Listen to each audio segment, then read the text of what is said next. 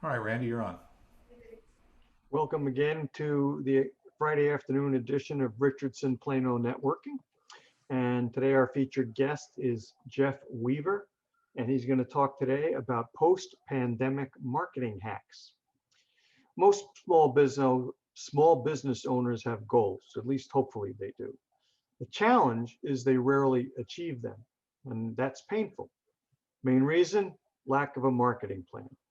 What do they need to do each day, each week, and each month in marketing activities to reach those goals? Jeff helps them put together a simple, easy to implement marketing plan. Most days, they'll spend less than 30 minutes completing these activities and little to no money. Taken from the title of his brand new book, Jeff introduces the audiences to new versions of tried and true marketing activities. His fresh approach gives attendees tips they can use right away. Jeff Weaver has a professional career based on a foundation of creating and developing mutually beneficial professional and personal relationships, a true consultant. Jeff speaks, trains, and mentors professionals. He has a successful track record in sales and management, in technology, retail, advertising, real estate, modern barter exchange, and now marketing for his clients. Please join with me in welcoming Jeff Weaver. Thank you. Thanks, Randy. I appreciate it. Thanks for having me here today. I've got some papers in front of me to make sure that I hit the points I want to hit. A lot of times doing presentations for networking groups, they're 20 minutes. So I've doubled down on the amount of material for you. So you guys are going to get a lot more of my tips and hacks than most people get. So I hope you have a piece of paper handy. You might jot down an idea or two that you maybe haven't thought of trying before, or maybe you're seeing it in a different way today. So as the introduction says, most people have goals, but the problem is goals without a plan are impotent. They're just not going to go anywhere. And a lot of people have their goals in their head and so forth. And I'm okay with that as long as you have some goals in mind. But without a plan, you're never going to reach those goals. So there's a lot of consultants where you can go and spend $1,500, $2,000, $3,000, and they'll want to talk about your avatar. Has everybody heard of what an avatar is? It's your ideal customer. And they spend a lot of time on all that kind of stuff. And I'm like, hey, when are we going to get down to the brass tacks here? What do I need to do each day, each week, each month in order to do my marketing? So I take that theory and basically platitude of the whys. I think it's good to have a why, but I think if you know what to do, you'll reach your why. But if you just have a why and don't know what to do, you're going to have a really great why, and you're still going to have it at the end of the year without having accomplished anything. So what a plan needs is it needs to say exactly what you need to do, exactly how to do it. There needs to be a budget, and I'm really big on, especially for small businesses like all of us, we don't need to be doing things that cost $3,000 and $4,000 a month. That's crazy. And so there needs to be a little bit of a budget. You got to know who's going to do it. Some people have a part-time assistant, or maybe there's more than one person associated with the business, so you can divide that up. And then when will it be done? And so, when I talk to people about that, I can just see in their face, they're already overwhelmed thinking about the what, the how, the budget, the who, the when. And it's like, don't worry about it. I'm going to take care of all those details for you. All you need to do is implement. So let me tell you a little bit about how I got into making marketing plans. Several years ago, I was every fall, and so this is perfect timing for what we're going to be doing. I review my year. What went right? What went wrong? What did I do? What didn't I do? And what kinds of stuff did I learn throughout the year as far as specific results from marketing? You can do the same thing for finance in your business. You can do the same thing for human capital in your business. But I look at it from a marketing standpoint. So I had done that assessment and I realized, oh my gosh, I hardly did any marketing. Yes, like Michael was talking about, I did network and I met lots of people and I worked some of that, but I didn't work it the way I should have or could have. And so I decided that I needed one piece of paper, just one piece of paper to tell me what to do every day.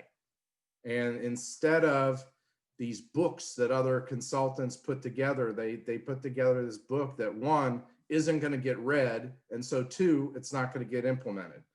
And so that's how I came about to start doing marketing plans for small business owners, solopreneurs, and even sales reps of companies. So we put dozens of these together in the last year, working on several right now. And you know, the fun part about it is every business is different. It's not like I just do business plans for or marketing plans for insurance agents. I do marketing plans for all kinds of businesses. I'm working on one right now for a lady that has a catering business, which of course there's no business catering going on right now. So she's basically out of business. And within about 15 minutes, we found a way that she could pivot her business and market that strategy to come out the other end after we get the COVID thing more under control. So, well, here's 3 reasons why small businesses don't market themselves more. And this was an examination of myself. I didn't know what to do. I didn't have it written down. I didn't have the plan. I didn't have time because I'm serving my customers in the various different business services that we offer under the marketing umbrella. And then the other thing was I didn't have a budget. And it wasn't that I didn't have a big budget. I didn't have a budget at all. So my goal when I talk with small business owners, solopreneurs, and sales reps is to give you marketing strategies and ideas that'll cost you less than $500 a year. And people go, well, how can you do that? Well, you know, if you think of a billboard, depending on where it is in the city, it could be $3,500 to $10,000 a month. That's not for us. It's not going to help you build your bookkeeping business. It's not going to help you get more insurance written. It's not going to help you have more printing done because the marketing strategy has to be completely different. So I set out to alleviate those things. What to do, I give you the one piece of paper. Now it's backed up with monthly sheets because the plan does include months. So really it's 13 pieces of paper, but only one that you need at any given time. And the time that it takes to implement, this was another thing. Many small business owners think of a plumber. I mean, if he's got a job to go to, he's going to go to the job. He's going to be working the job. He can't be making phone calls while he's underneath somebody's sink, you know? So I try to make it so that everything can be done within 30 minutes in the day or can be laced in. So when the plumber finishes his job, he could make one phone call and I show him exactly what to do with that. So the way that I solved the problem, which has really changed the way I work, is I decided I'd just get up earlier in the morning. And so I get up earlier. Now, you don't have to do like I do. I get up at 3:30 or 4 o'clock in the morning. But when it comes to my marketing and my support of my customers and my management of my accounts, it's all done by 8 o'clock. I've got half a day done before most people finish their shower. But if you just did 30 minutes earlier so that you could do your marketing, you would have marketing 30 minutes times 5 days a week, times 22 working days a month, times 12 months. You're talking a lot of hours of marketing that you've never done before. And with this plan, when I put them together for people, that really helps them out. So I came up with about 60 of these marketing hacks, and I call them hacks because that's the words they use today for people my age. We just call them tips. So I get a kick out of the new names that we come up for everything, and it's something we've been doing for ages.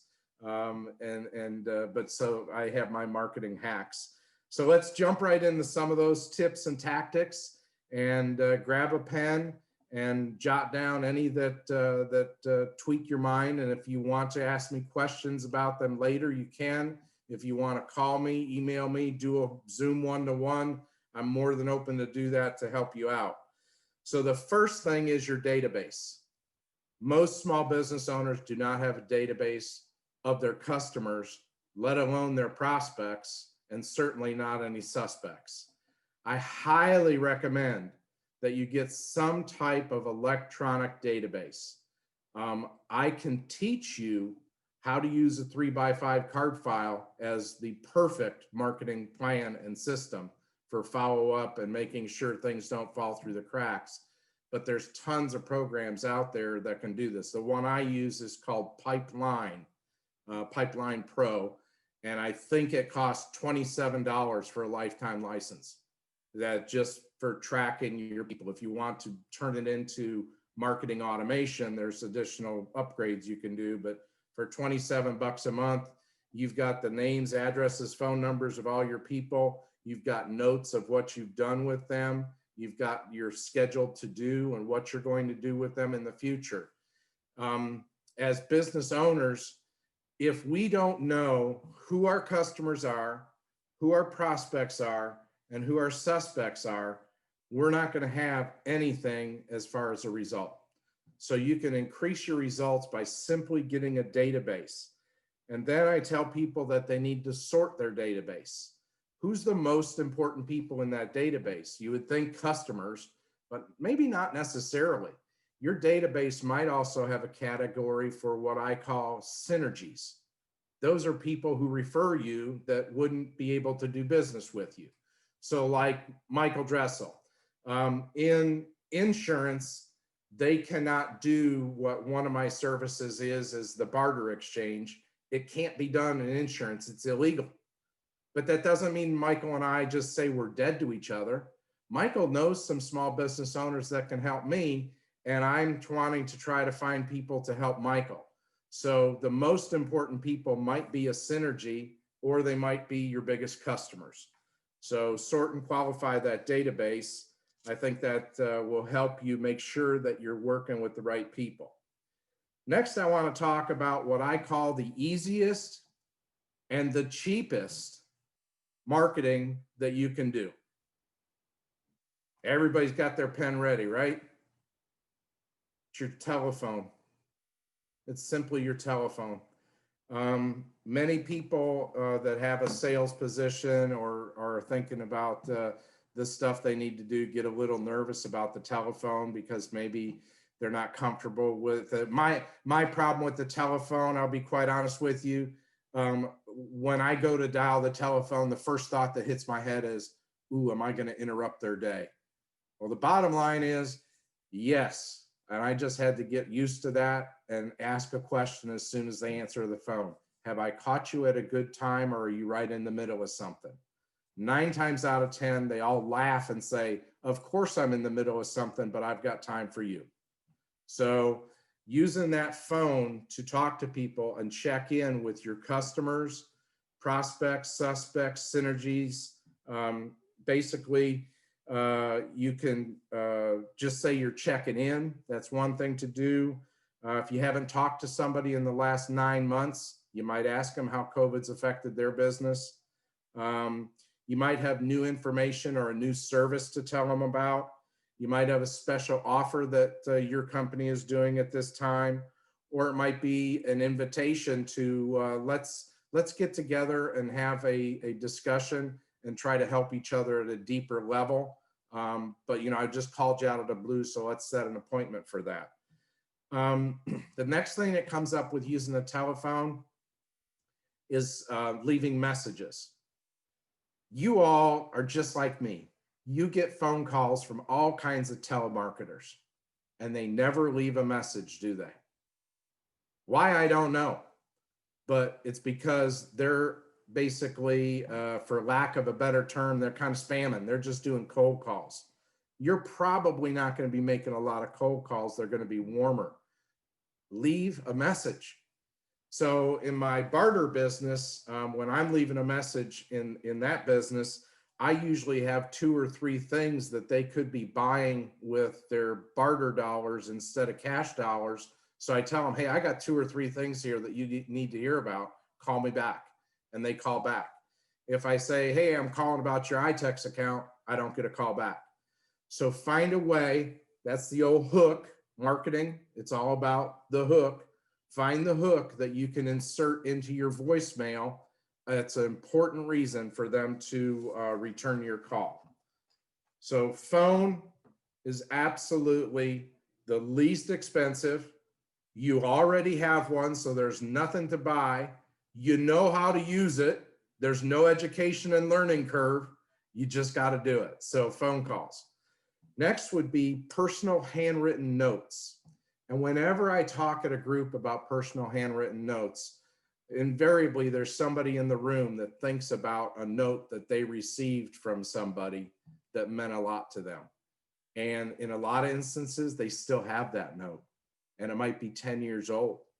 I still have notes that Ebby Halliday wrote to me when I was a sales manager for her. She would just out of the blue just send a note. I'm proud of you. I know you're working hard.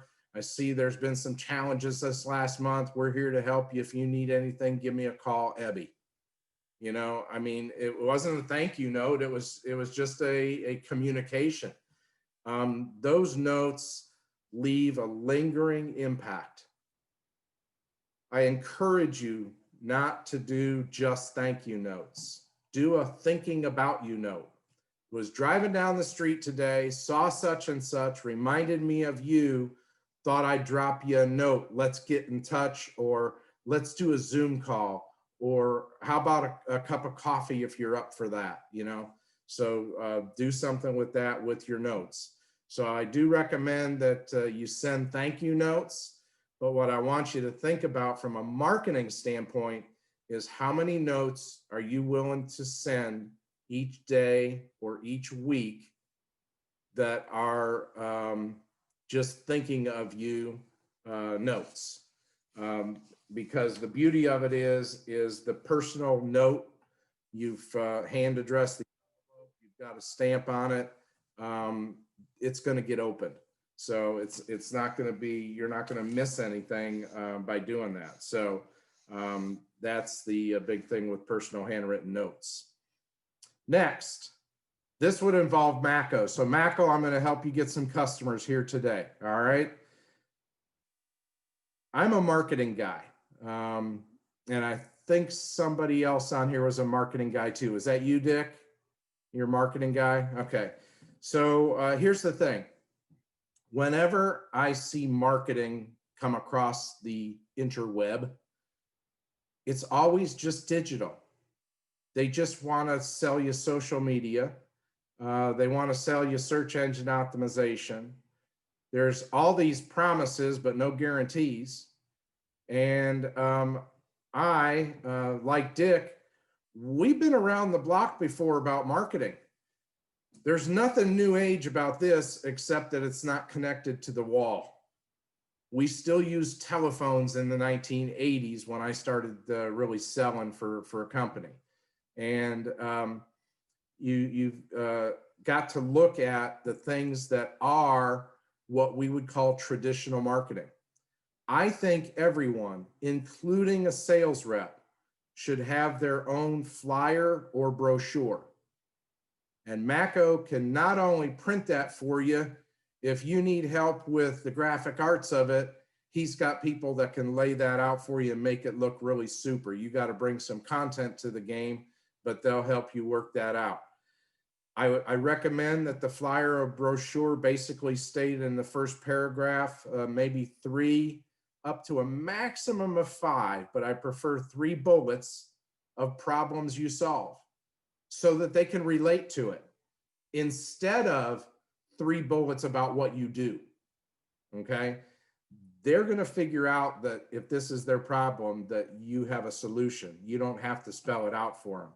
So I think that that flyer or brochure should have the problems you solve so that it creates curiosity and a desire to know more.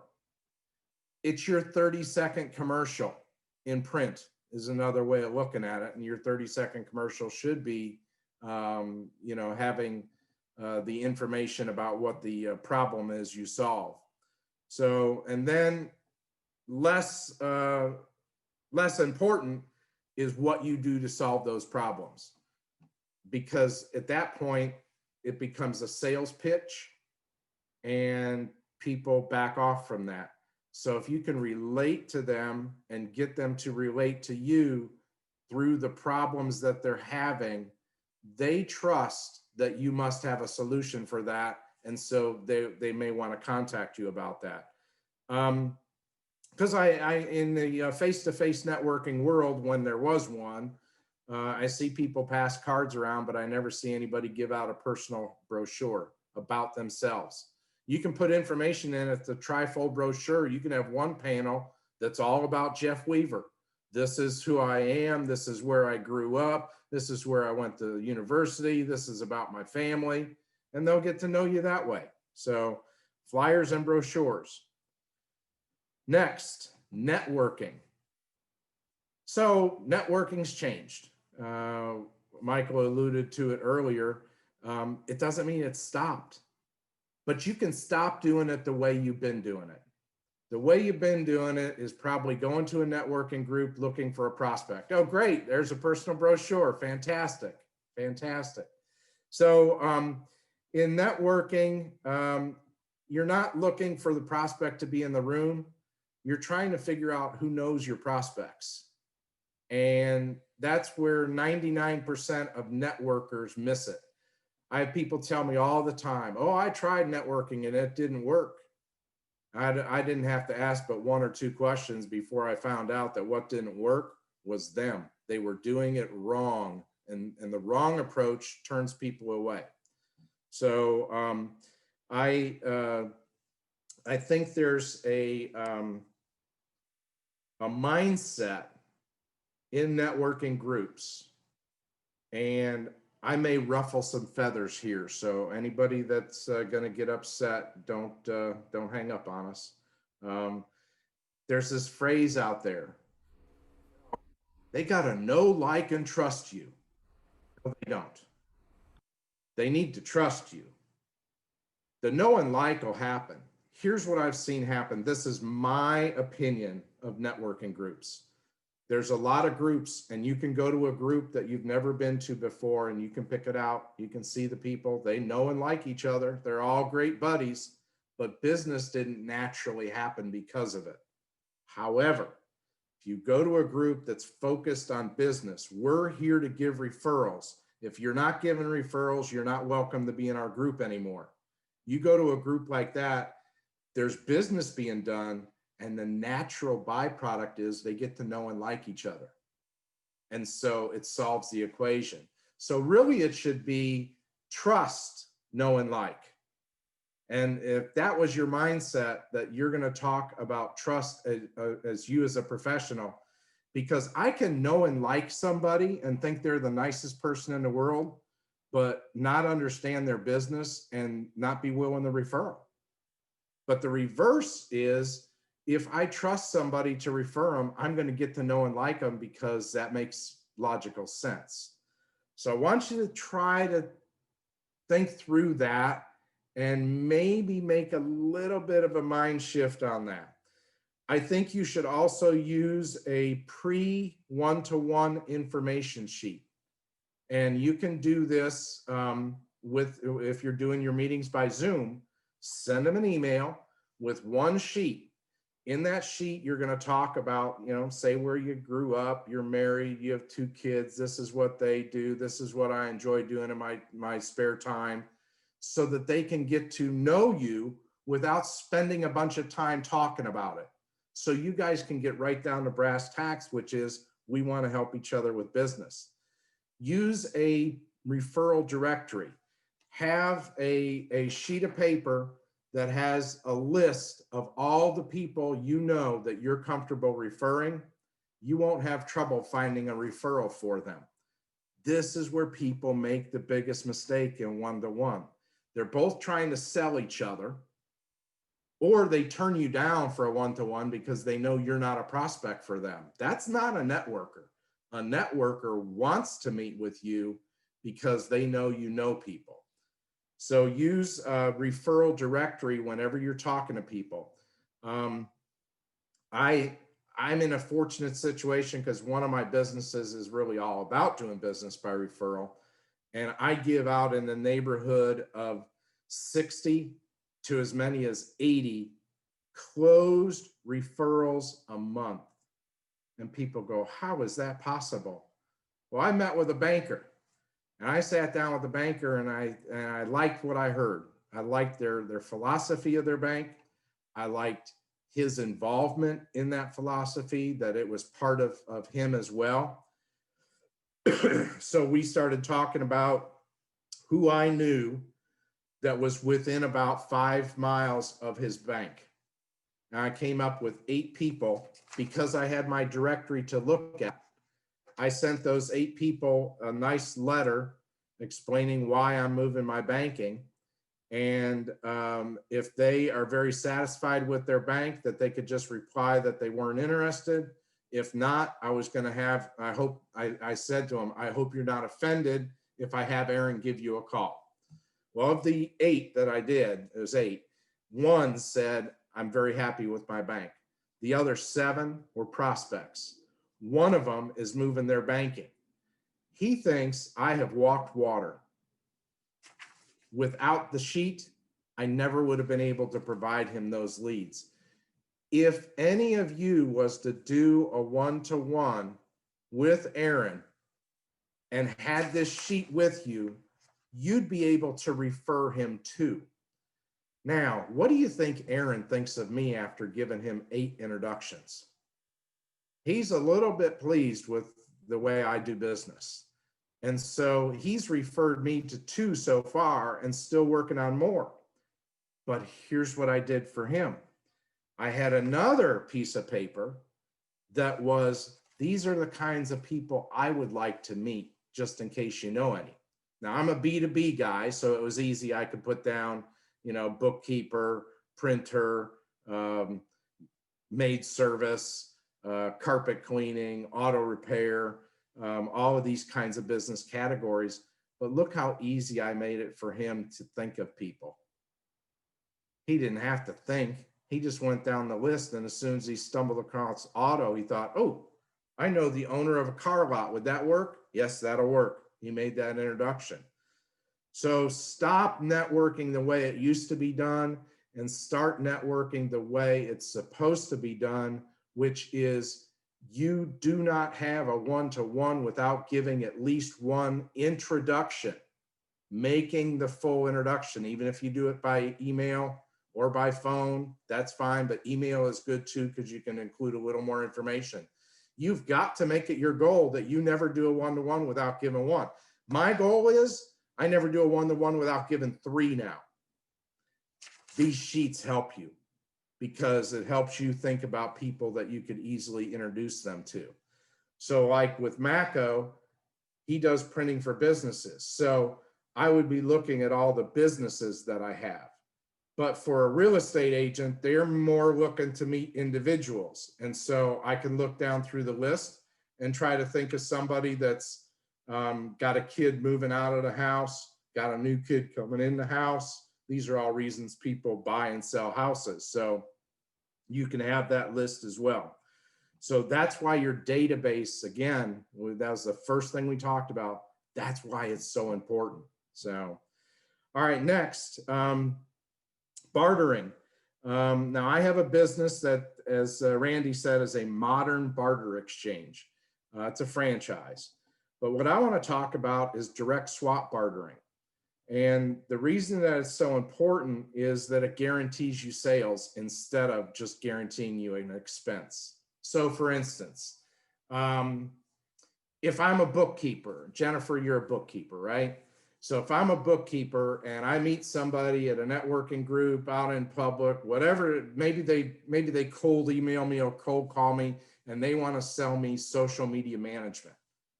Social media management will run you $200, $300, $400, $600 a month, whatever the case may be. Talk through it, see what it looks like, and then pop the barter on them. Well, I'm really interested in your service. I think that it would help me. What I'd like to do is do a barter. Would you be interested in that? They're going to say, well, what would that look like? Say, well, if you don't have a bookkeeper right now, I can come in and get your books all squared. And you know, a lot of these social media management people, they don't have bookkeeping. So now you've got a guaranteed sale because they're going to buy your bookkeeping and you're going to buy their social media management. No money's going to change hands. You're just going to swap invoices. It's a barter. So there's not money that takes place.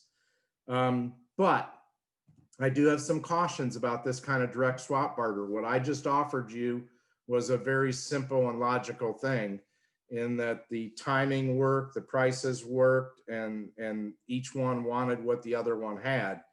But that doesn't always happen. Those are kind of the pitfalls where the haves and wants don't match, the prices don't match, the timing doesn't match, or worse is lack of documentation. But you can take that over into what we do with modern barter is we actually track the credits. So in the instance with Jennifer and the social media person, she would have suggested a barter. They would maybe have said no because they didn't want, need, or have any desire for bookkeeping. And so the barter deal is dead. So you got to decide, am I going to pay cash or just say no? In a barter exchange, we track trade credits.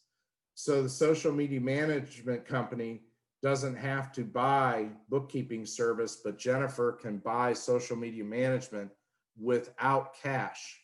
She would be buying it with the credits that she built up from selling her service through the barter exchange. It's not for everyone, but for those that can wrap their head around it and see if they want another 3,000, 5,000, 10,000. I got one guy that does $250,000 in barter a year. Now he's off the chart. Most of my people do about $10,000 to $15,000 a year. But if you can get stuff without using cash, that means there's $10,000 to $15,000 of cash that's still in your bank account, still profit. So bartering can be an extremely powerful thing. Next, I want to talk about a few other things, and then we'll wrap up here in about 7 minutes. Affiliated marketing.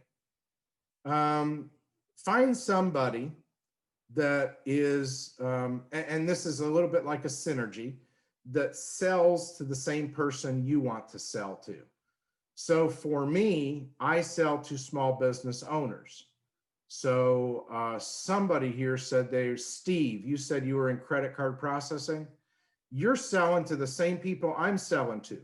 My database is extremely valuable for you, and yours is extremely valuable for me. What we need to do is just sit down, see if we like each other, see if there's an opportunity to refer each other. There may or may not be, and see if it's a fit. And then if there's some type of a referral fee that can pass back and forth, that would work as well. That's what makes it affiliated partnership. So you need to find those kinds of people, and that's the way to do it. If you're calling on individuals, you need to think a little bit about what that looks like so that you can find somebody else that wants to talk to the same person. Real estate agent. When people have babies, they usually get a house or get a bigger house, right? So knowing somebody that's newly married, maybe pregnant now, or may become pregnant in the future is in your database. Somebody that sells life insurance. Michael, do you sell life insurance? I can, but we've got a guy named Todd Brewster that sells it quite a bit here. Oh, okay, in the group. Okay, so Yeah. we'll use Todd as the example, is that he is a good affiliated partner with a realtor. Whether he knows that or not, or whether the realtor knows that or not, they're still talking to the same kind of person. Their databases are of extreme value to each other. So having the database is number one, and now finding different ways to use it is number two, and affiliated marketing is one of it. Here's another one, is asking for referrals. Be sure that when you ask for a referral that you're specific. I see this happen all the time in networking groups when people do their 30-second commercial. You know, like I said, my customers are small business owners, but when I do a 30-second commercial, I don't say I'm looking to meet small business owners, because that ain't going to help any of you think of anything. But if I say I'm looking for a carpet cleaning company or a maid service this week, you're all going to think, do I know a carpet cleaning company? Do I know a maid service? If the answer is no, we wait until next week where I throw out 2 more ideas. So we're not asking for referrals in the right way. The other thing is that in doing this business by referral, the way that I talk about is you will become the go-to person for everybody you know. That they will call you up and ask you, hey, Steve, I'm looking to have my chimney cleaned. Do you know a chimney cleaning company? Or I need a retaining wall. Do you know a company like that? And the reason that they would call Steve is because he's been so reliable on offering them all kinds of different business services that he gets paid to do. Get a referral fee. I think everything has value, and I think a referral has value. So next thing would be blogging. And this goes into the new technology of today. The challenge with blogging is, 1, sitting down and doing it, but 2, getting anybody to see it. And so I've just decided that I'm going to write my articles about these 60 different tactics that I have. I'm going to post them on my website. I'm going to do a Facebook post, and in the Facebook post, I'm going to have a link to the blog in the website to read the entire article. And blogging can be 3 paragraphs or 3 pages. I recommend 3 paragraphs, but you can write about your business, but also write about stuff that is just helpful life stuff. So if you're a business to business person, I'm giving these business tips. I make my money through the barter exchange, or through doing marketing plans for people, or through our broadcast text messaging platform for restaurants. That's how I make my living. But these tips will help every small business out there. So if I'm helping them, they'll remember me, and they'll remember what I do. And if the opportunity comes up to refer me, they will. So I think that blogging is kind of the support system for getting referrals. And you all are in a networking group because you're givers. Blogging is a great way to give, because it's just 3 paragraphs about something. You've heard some stuff today that if you wrote down any of these ideas, you could write 3 paragraphs about it and put it on your website and post it on Facebook and connect the link. So don't make it out to be more than it needs to be. And again, blogging costs nothing. Asking for referrals costs nothing. Affiliated marketing costs nothing. Oh, social media. One last point, and then I'll ask for questions. Social media.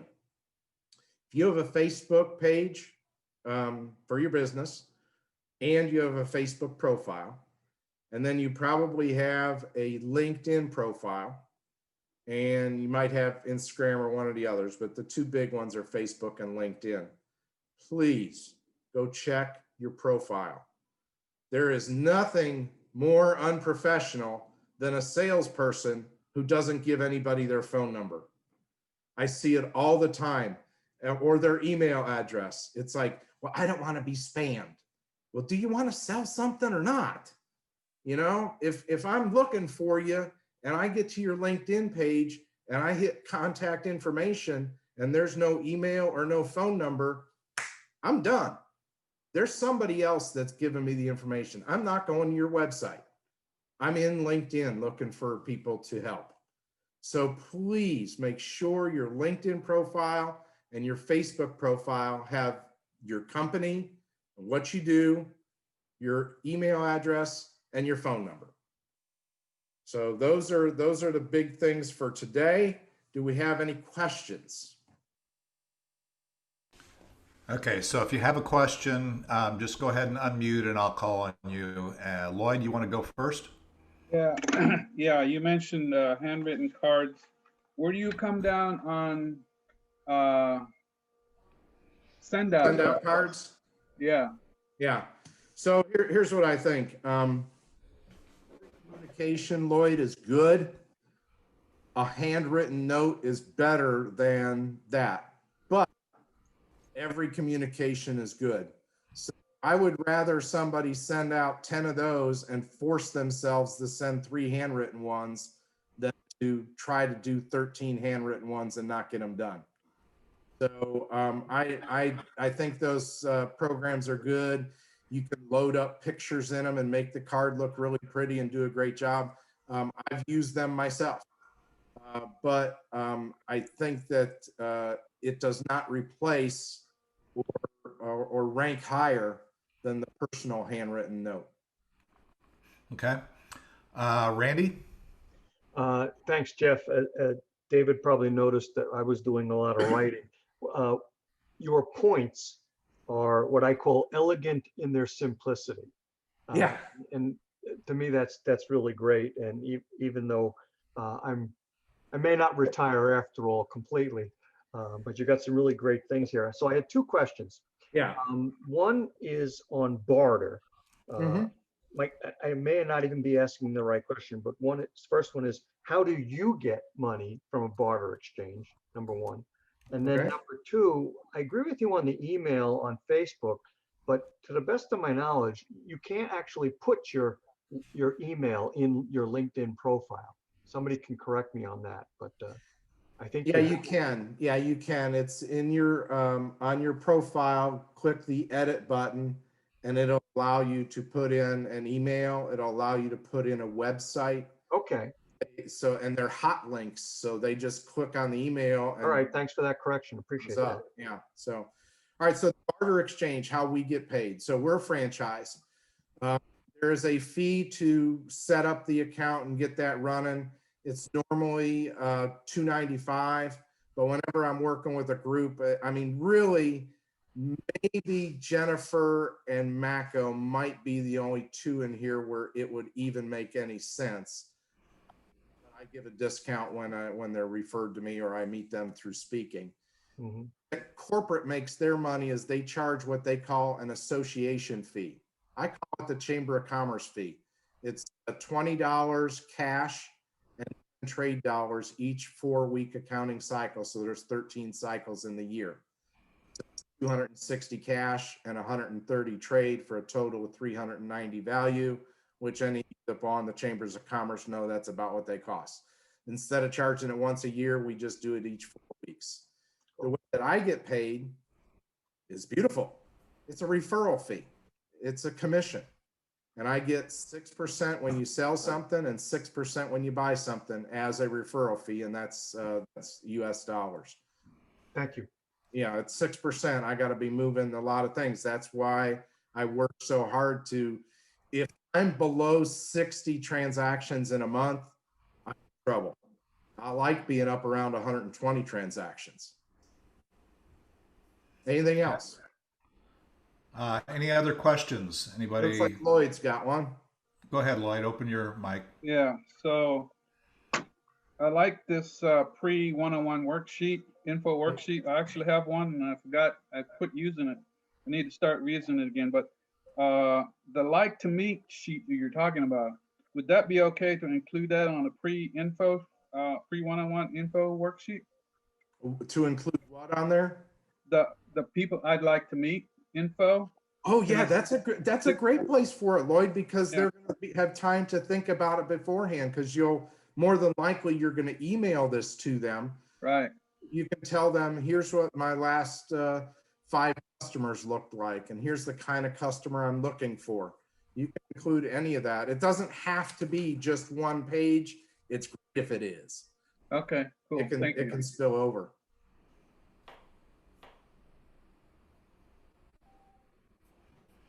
Okay, Dick Buck, go ahead. Yeah, I'd just like to say, I like your idea about having the problem and the solution that you provide up top. Because again, 80% of the people only read the first sentence, the headline. So you don't want to describe your business. You want to say the problem you solve. That's exactly what Jeff is saying. Yeah, hit those bullet points. Yeah. Go ahead, Michael.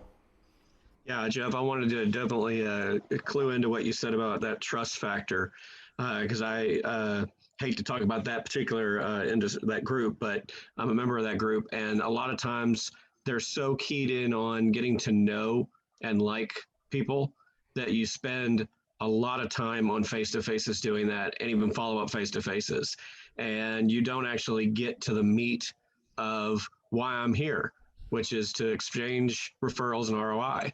So sometimes they've lost sight of the fact of the long-term goal being to exchange business. Yeah, that's my point. And Michael, have you found that Zoom meetings are about business and we don't do the chit chat much in the Zoom meeting when we do a Zoom one-to-one? I think it once again depends on the culture of the particular meeting and how Okay. you prepare the meeting. So I like what you're saying about some of the things that you're doing to prepare the meeting for a business meeting rather than simply, like you said, a chit chat meeting. Yeah, yeah, okay. And Steve, I think Steve had something. Yeah, ahead, Steve. two things. Jeff, where are you located physically? Physically, I live in North Carrollton and Okay, so you're local. on Preston Road. Yeah. And Ellen, are you local? Ellen Diamond? Yeah, he's local. Yes, You're local I here. know. Okay, I'd like to have a one-on-one with all three of us together at one time. So let's see if we can't work that out. Super. Yeah. Yeah, count me in. So let me give you contact information. Isn't it on the Zoom or chat? It should, yeah, I can put it in the chat. That's a great idea. Let me just do that for you and then you'll have that on the recording. Okay. So, yeah. And Alan, you've done that, so I'll go ahead and coordinate it. Yeah, that's great. I'll add my contact info here on chat as well. But You reminded me of a lot of professional things that I'll bet most of us already knew, but didn't call them what you call them or use them the way you use them. The telephone is supposed to be your friend, and boy, oh boy, you know, there's a lot of times I don't want to pick that phone up and call somebody. Maybe we got to put in a positive attitude to go with all this stuff too. Well, the whole thing is, it's, you know, Jeff went through a lot of stuff that we all know. Those of us that at least have a little bit of history behind us, it's really the key is executing on these things. And that's one of the reasons why we do this. But just because we know that we're here to connect and do business and give referrals, it's good to be reminded, but then what happens is what we execute after we go. So after we leave this meeting. So that's always key. Yeah, so anybody that's interested in learning more about the marketing plan, just reach out to me at the email that I put on there. I put it twice because the first time my fingers got happy and added extra letters. Quick Results Marketing. And I put my phone number in there too. So, and thanks, Dave. I appreciate you setting this up with us. Hey, Jeff. Yeah. I found during the corona, it's tougher to get people on the telephone, and LinkedIn has been sort of easier because of the corona. Okay, we're not gonna have time, Dick, for him to respond to that until after we officially adjourn, since it's 12. I just realized it's 12:58. So appreciate everybody being here. Next week we have Rick Salmeron, who'll be talking about taking control of the rest of your year. Should be a good talk. But let's give Jeff a hand. Appreciate you, Jeff. Thank you. Thank you. Awesome job. And again, he's got his information in there. So Jeff at quickresultsmarketing.com and his phone number. So I'd encourage you to reach out to him for any of the worksheets or whatever. Actually, if you want, Jeff, just send me an email with the links on there, and I can put those. I put this video will be recorded, so I can put that information in the description so that they can click on it and whatever, how to get it. So Okay, great. any information like that, just go ahead and just email it to me. We'll be putting this recording up sometime in the next probably 24 hours. So anyway, all right. Any other things? Thank you all for being here. As always, I appreciate everybody's investment of their most valuable asset, which is their time. And obviously, I assume that everybody's benefiting from this and appreciate everybody's investment in this group. Please RSVP for upcoming meetings. We have a meeting on Wednesday. Obviously, we have a meeting next Friday. And then Men's Breakfast Network on Saturday morning from 8 to 9 for those that are the guys. Sorry, Jennifer, you don't get to come. But anyway, so with that, any other announcements or anything? I'm going to basically, anybody can unmute at this point since it's 1 o'clock and we are now off the clock.